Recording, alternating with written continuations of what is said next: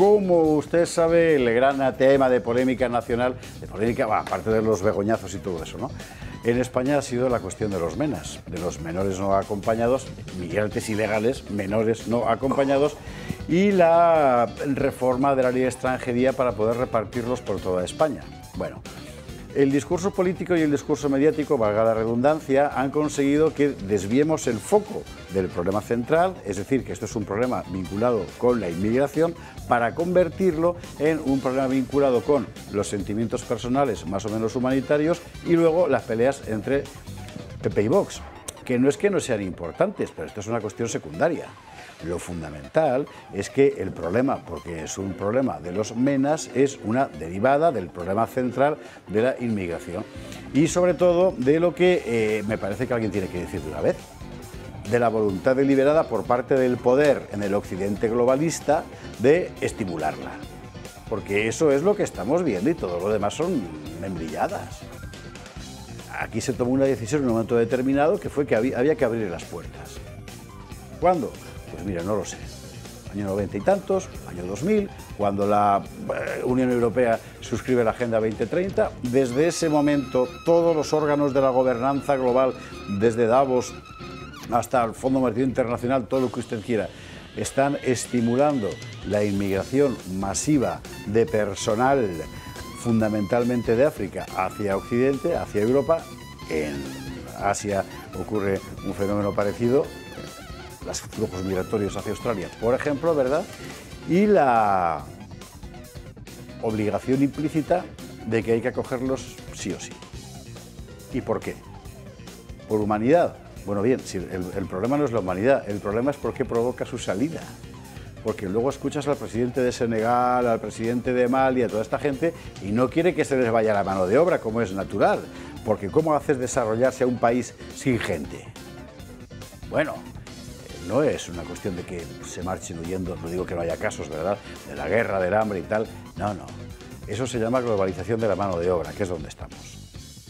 Y por esa globalización de la mano de obra, que lo que hace fundamentalmente es precarizar la condición del trabajador europeo convencional, ¿verdad?, hemos visto cómo se abren masivamente las puertas desde hace mucho tiempo.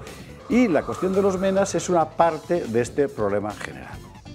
Cuando yo era pequeño, usted no había nacido probablemente, pero cuando yo era pequeño en el cole nos enseñaban que uno de los grandes baldones de la España de Franco es la cantidad de inmigrantes que tuvieron que salir de España, años 50 y tantos, años 60, ¿verdad?, y todo aquello, y que estuvo muy mal. Y eso que se marchaban la mayoría con el trabajo ya cogido.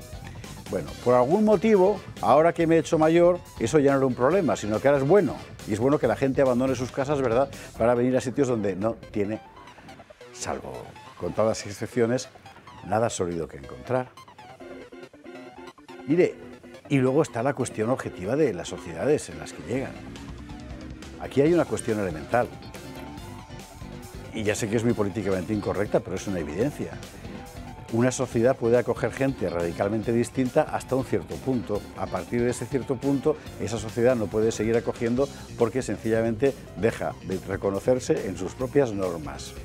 Y eso es lo que está pasando en buena parte de Europa con la inmigración masiva, legal o ilegal.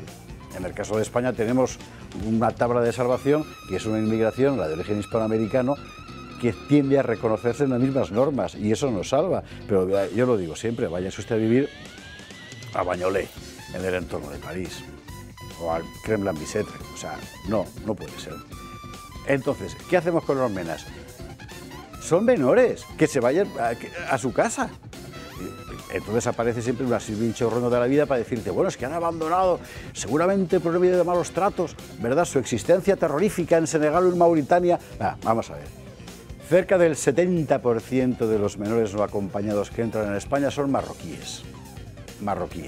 Marruecos, hasta donde sabemos, no es un país que esté en guerra, no es un país que esté sufriendo atroces hambrunas, no es un país que tenga un régimen político particularmente represivo, aún más. Es un país al que España no para de darle dinero para todo, para armas, para infraestructuras industriales, para todo absolutamente.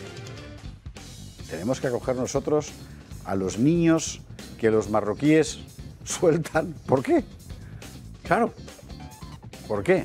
Pero siempre aparece luego un político tipo Rufián para decirte, no, porque entonces aparece un futbolista. Pero hasta ahí nosotros no vamos a descender. No, no, claro que es un problema. Es un problema objetivo y lo lógico es frenarlo, porque lo lógico es desear que la gente pueda ser feliz en su casa. Y eso incluye tanto a los que llegan como a los que están. Y mientras no se plantee el problema en términos globales del problema de la inmigración, yo creo sinceramente que no se resolverá.